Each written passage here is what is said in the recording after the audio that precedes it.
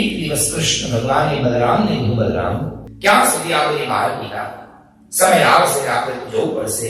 બલરામે કીધું હવે સમય બહુ નિકટ છે. આ બાજુ કૃષ્ણને ખબર પડી કે જેટલા અસુરો મેં મોકલ્યા એ બધા જ અસુરો ત્યાં જઈને મરી જાય છે. એનો મતલબ એવો બીજું કોઈ નહીં, આ કૃષ્ણ એ દેવકીનો 8મો પુત્ર મારો કામ છે. ગમે તે કરી મારે કૃષ્ણને મારવો છે. કેટલા અસુર મોકલ્યા, બધા જ અસુરો એક કરતા કરતા કરતા કરતા મૃત્યુને પામ્યા. બધાનો ઉદ્ધાર ભગવાને કર્યો.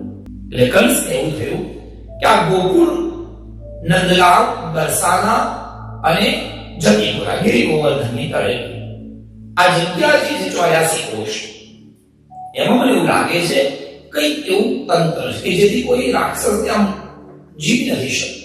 એક વાર જો કૃષ્ણને મથુરામાં લાવવામાં આવે તો એને કોઈ નહીં બચાવી શકે. પણ કૃષ્ણને લેવા મોકલવા કોને? અક્રૂરજી હતા, જેને નંદ બાબા જોડે અને જેને વસુદેવજી જોડે બહુ સારો સંબંધ હતો. અને અક્રૂરજી બહુ સજ્જન રહે. અક્રૂરજીને તૈયાર કર્યા. અક્રૂરજી પેલા ના પાડી, પણ એની પત્નીએ કીધું જાઓ, એ માટે તમને કનૈયાનું દર્શન થશે. એટલે લીલાઓ સાંભળી સાંભળી બધા જ પ્રભાવી હતા મથુરા. બધાએ આ બધી લીલાઓ સાંભળી હતી. બધાને એમ કે અમારે કૃષ્ણને જોવા છે, દર્શન કરવા છે. અક્રૂરજીના મનમાં એ ધારણા થઈ ગઈ હતી કે સ્વયં પરમાત્મા છે, મારે કૃષ્ણને લેવાની, મારે પરમાત્માને લેવા માટે જવાનું છે. આવો મનમાં ભાવ ગઈ. રથ લીધો, રથ લઈ અને ગોકુળમાં પહોંચ્યા. મનમાં વિચારતા વિચારતા જાય, બધું થિંકિંગ કરતા કરતા જાય. કૃષ્ણ ભગવાન બહુ મોટા ભગવાન હશે, રાજધાની પર બેસતા હશે, લોકો એમની સેવા કરતા હશે, 4-5 એના સેવકો હશે. આવું બધું વિચાર્યું અક્રૂરજીએ. હું જઈ દંડવત નમસ્કાર કરીશ.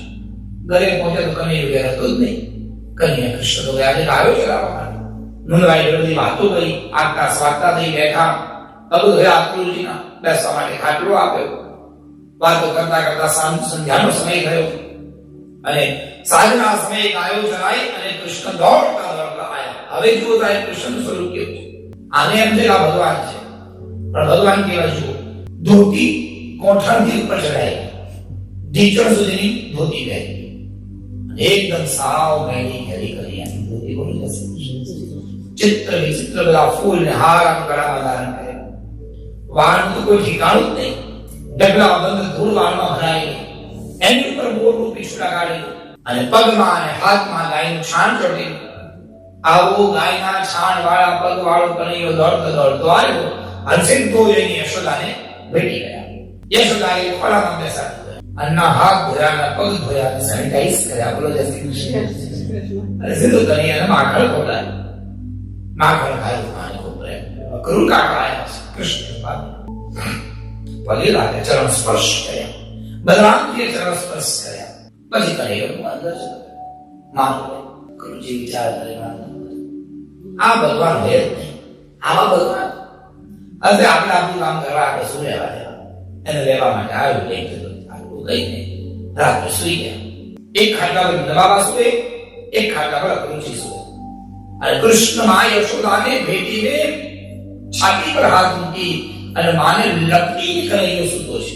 યશોદા આખી રાત ઊંઘ નથી આવી અક્રૂરજી.